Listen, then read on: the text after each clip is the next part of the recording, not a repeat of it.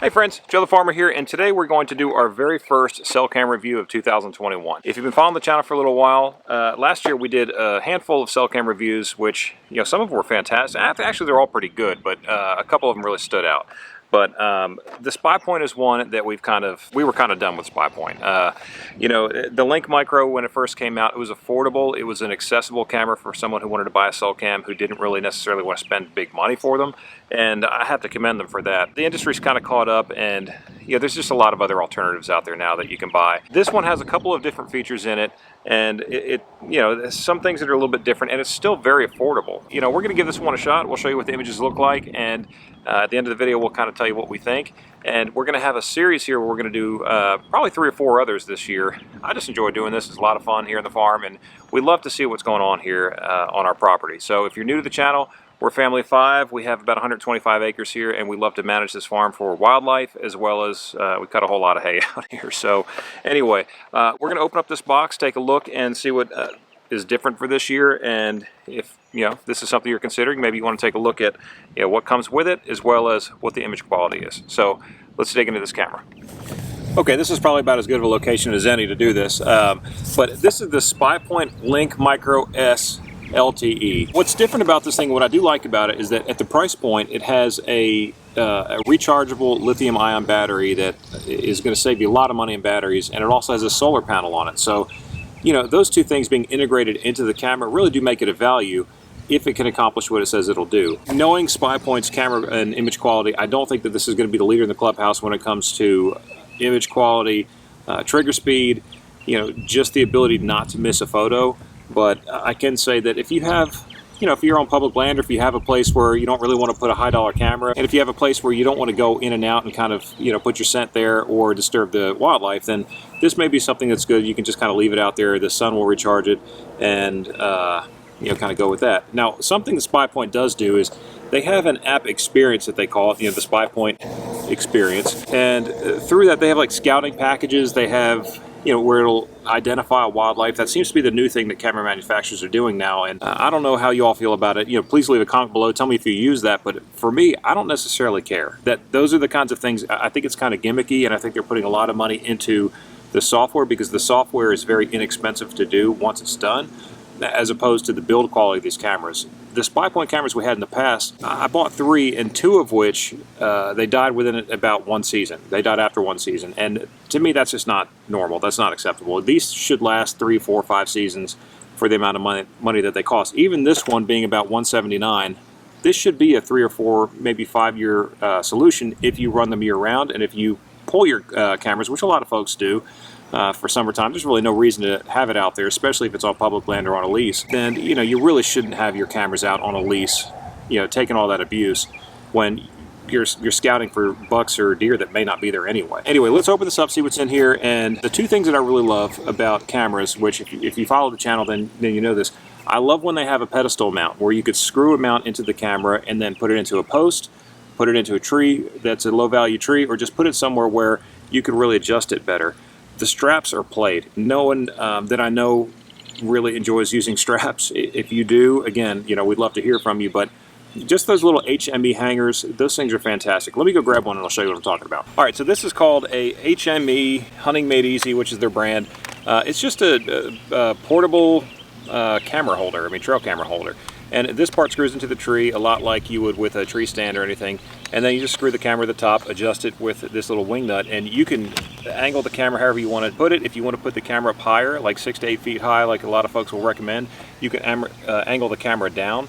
So rather than bringing a strap, spending all day out there, wrapping the strap around the camera or anything, screw to the tree, put the camera on there, and you're done. Works fantastic. I love these things. I think they're about, get out of here, spider. These are about $9 a piece. You can find them at Tractor Supply. You can buy them on Amazon.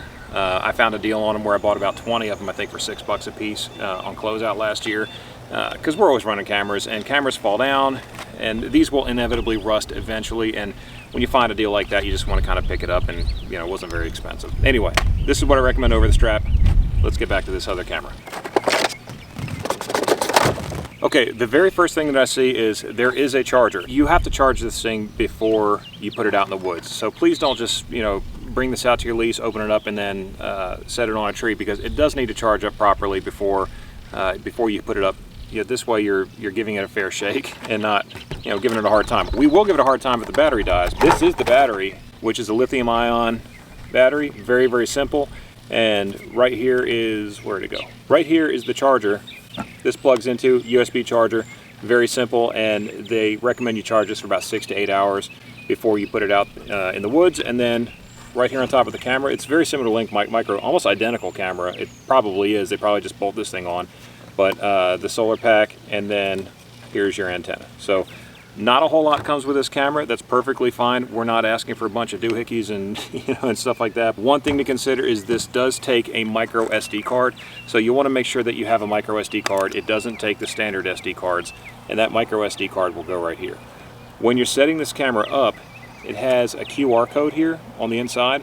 So all you have to do is download the SpyPoint app, scan that QR code, and within minutes you'll be set up and running.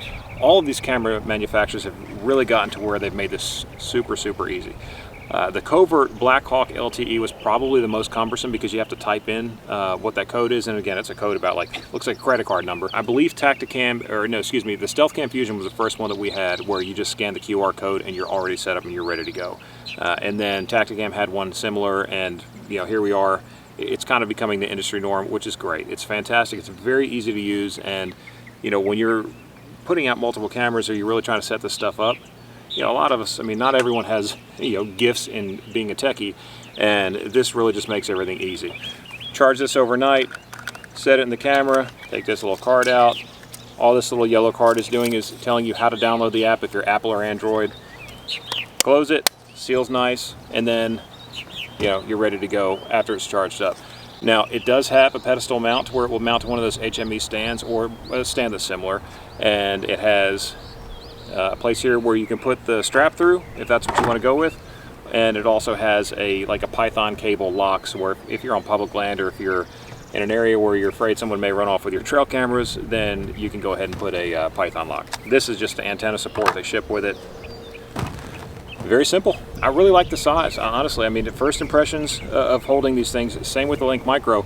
I love how small they are. I think it's a great way to build a camera. It's an awesome profile because you could put this on a tree and you're not going to have a whole lot of things on either side. The reception has been okay. It's not been nearly as good as like a Tacticam or the Browning. I don't know what they put in those antennas, but they're great. Let's go ahead and put this out in the woods. I have a perfect place to put it. We're going to put this back where I sprayed in our last video for our no-till sprays. And then I'll come back and I'll show you some pictures.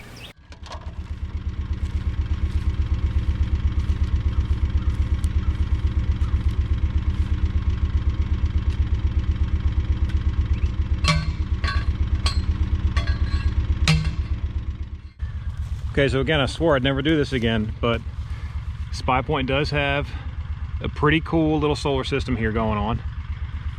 Solar panel. And under this tree, I'm going to have the opportunity to see what's on the back part of the property, as long as we get some kind of good status, which orange means fair signal, which I've never had good signal from a SpyPoint. So that's a good sign. And once all the lights go off on the camera, apparently it's ready to take pictures. So we'll see. Again, all the lights are off, so it's ready. I said I'd never do it again, but here we are. Never say never. Okay, I have to tell a little bit of a white lie. I have two of these. I've already put one out. It's been out for a couple weeks. Y'all are my friends. I can't lie to you. I gotta tell you the truth, but here's the deal. I love the price point. The build quality is good. The solar panel is fantastic, and the battery really has lasted very, very well. We have had zero battery drain. In the past, I had Link Micro LTEs that I would put batteries in them, and then within a week the batteries were 100% dead. I am not a fan of the Link Micro LTE. I don't think it's a great camera, and I think there's a lot of better alternatives out there. This one with a solar panel on it, it does kind of change the game, I think. It's a little bit more expensive than the Link Micro LTE, but by not having to buy batteries, by having the solar panel already attached, for the weeks that it's been out there, really happy with the battery performance. Not as happy with the picture quality. The images are grainy. It's sent to the app, which is where a lot of us are going to interact with these pictures. You don't buy a cell camera in order to go there and pull the cards all the time and just watch the pictures in between. You don't want to go in that area. You want to keep that area completely clear and free of human intrusion, 100%, if you possibly can. The only times where I go in some of these areas is when I'm adding mineral, if I'm mowing, or if I'm installing a food plot or managing a food plot. You know, once in a while I'll go there, I'll change the batteries, I'll check on things just like all of you. I mean, I think we're all doing, you know, pretty similar things. If you were going to use this camera for security, I would pick another one. I would go to a Tacticam Reveal, one of the older ones. I would go to something that's going to be a lot crisper of a picture. This boasts a lot of, you know, megapixels, but I'm not seeing it. And, you know, I'll mess with the settings some. I don't want to dog the camera because that's not my role here. That's not what I'm here to do. I just want to let you all know what my impression is, and I'm being 100% honest with you. So would I buy it again? Would I buy it? Would I buy it for you? Would I give it away? Maybe.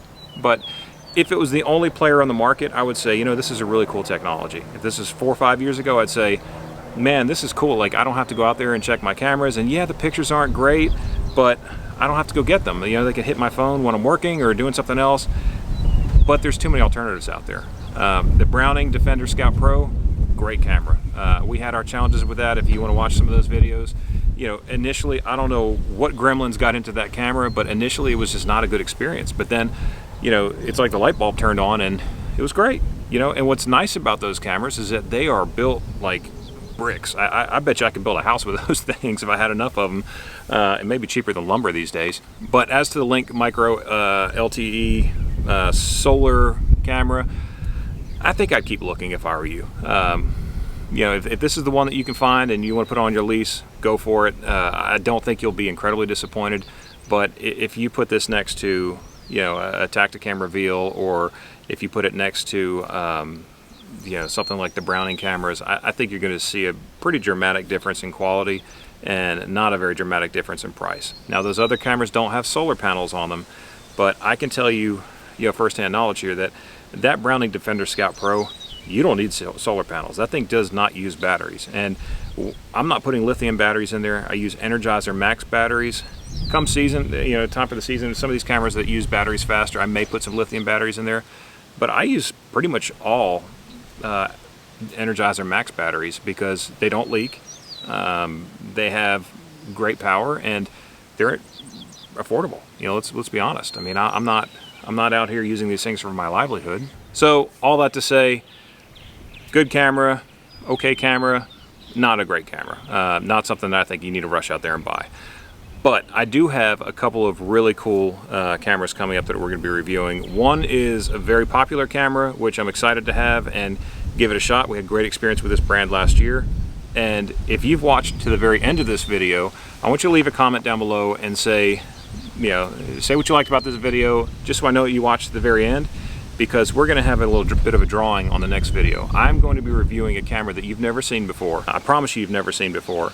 And it has a couple of features that are unbelievable. It's just very, very practical and smart. It's not a cell camera. It's incredibly affordable, and you're going to be able to get these in about June. I've been testing a prototype for about a year, and again, I think that the market's been asking for this, and I think you're going to be really excited to see it. So anyway, with that said, I do appreciate you watching this video, and I will see you on the next one. I'm Joe the Farmer. We out.